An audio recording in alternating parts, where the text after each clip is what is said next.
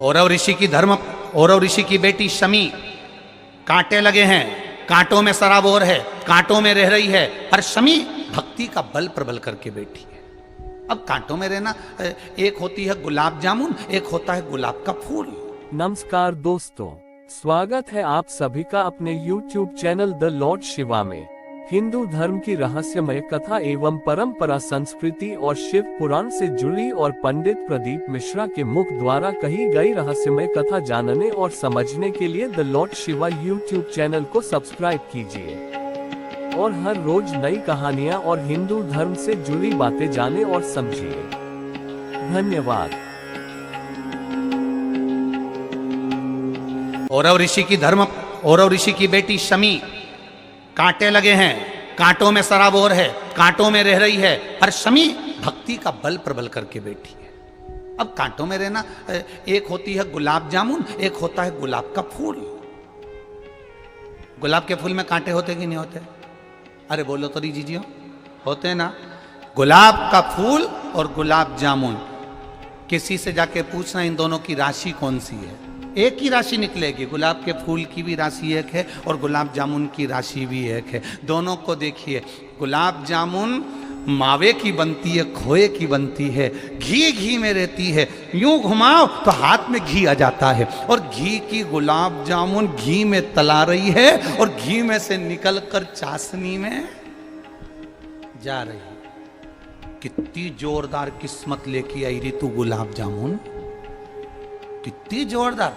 घी में सराबोर मली, घी में छोड़ी, चारी निकाला और चाशनी में चली गई। कितनी जोरदार किस्मत लेकर आई है। और वो गुलाब का फूल कांटों में पैदा होता है, कांटों में बड़ा होता है, कांटों में जन्म लेता है, कांटों में मुरझा जाता है। वो गुलाब का फूल कांटों से टूट जाता है। दोनों की राशि एक है। दोनों में कितना अंतर है? एक घी में सराबोर है, निकलने के बाद चाशनी में सराबोर है, और दूसरा कांटों में सराबोर है। बस अंतर एक है, गुलाब जामुन घी में रहती है, निकलकर चाशनी में जाती है, और चाशनी में से निकलकर मुख में जाती है, और बाद में वो भ्रष्टा में चली जाती है। और गुलाब का फूल कांटों से निकलकर मेरे महादेव के चरणों में चला जाता है।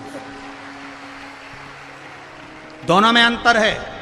गुलाब जामुन चाशनी में तरबतर है, गुलाब जामुन घी में तरबतर है। गुलाब जामुन अपने रंग में तरबतर है, पर खाने के बाद भ्रष्टा में चली जाती है। और गुलाब का फूल कांटों में रहने के बाद, टूटने के बाद मेरे महादेव के चरणों में, मेरे राम और कृष्ण के चरणों में चला जाता है। भक्त ऐसा ही होता है। दुनिया के लोग इस पर गाली देंगे, अपशब्द कहेंगे, कांटे देंगे, और वो कांटों में पनपता जाएगा, और वो गुलाब का फूल टूटने के बाद फिर मेरे महादेव के चरणों में अपने आप चला जाएगा। होता है। कहे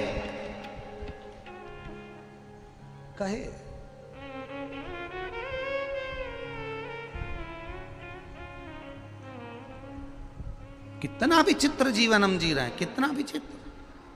आज हम अपने शरीर से कोई काम करना नहीं चाहते हैं।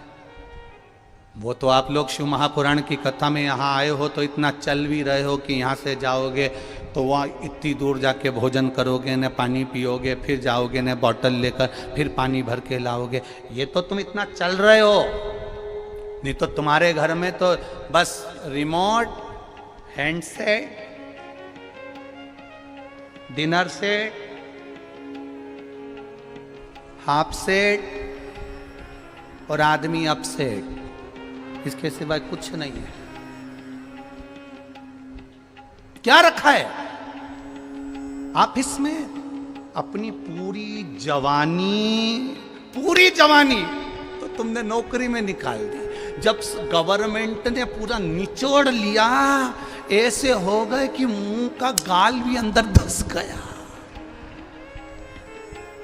किसी का सोफा सेट ही निकल गया। तब जाकर फिर 60-65 साल में रिटायर हुए। फिर नौकरी करते करते, चाहे प्राइवेट हो चाहे सरकारी हो, करते करते अपनी पूरी जिंदगी लगा दी। बुढ़ापा आया, बच्चों को बड़ा करा। एक दिन बहू भी आ गई, बच्चे भी बड़े हो गए। अब तुम उनको समझाने बैठे तो वो तुमको बात में कहते, तुम चुप बैठो, हम है ना, बात कर रहे हैं ना, चुप बैठो, तुम्हें नहीं आती अकल, तुम समझदार नहीं हो। अब तुम इतने बड़ी पोस्ट पर रहे, इतनी सत्ता में रहे, इतने वैभव में रहे, और तुम्हारी औलाद तुमको चुप करना सिखा देती है। क्यों? क्योंकि तुम्हारा अहम तुमको अब चूर हो रहा है, और जब अहम चूर होता है तब दुख होता है। इसलिए अभी से अगर तुम शंकर की भक्ति में डूबते चलोगे, ये मानते चलोगे कि सुख और दुख तो मेरे महादेव के दिए हुए हैं, तो जीवन का एक आनंद जिंदगी भर जी सकोगे, जिंदगी भर, जीवन भर जी सकोगे।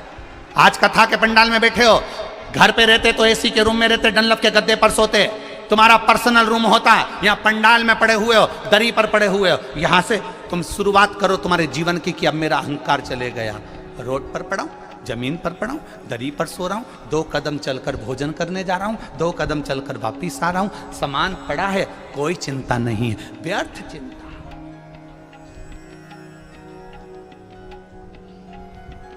एक सन्यासी में और एक गृहस्थी में एक अंतर सबसे बड़ा। अगर आपको आज की यह कथा पसंद आई हो तो हमारे YouTube चैनल को सब्सक्राइब अवश्य कीजिए और बाजू में दिए गए बेल आइकॉन को अवश्य क्लिक कीजिए और कमेंट कीजिए। ओम नमः शिवाय। धन्यवाद।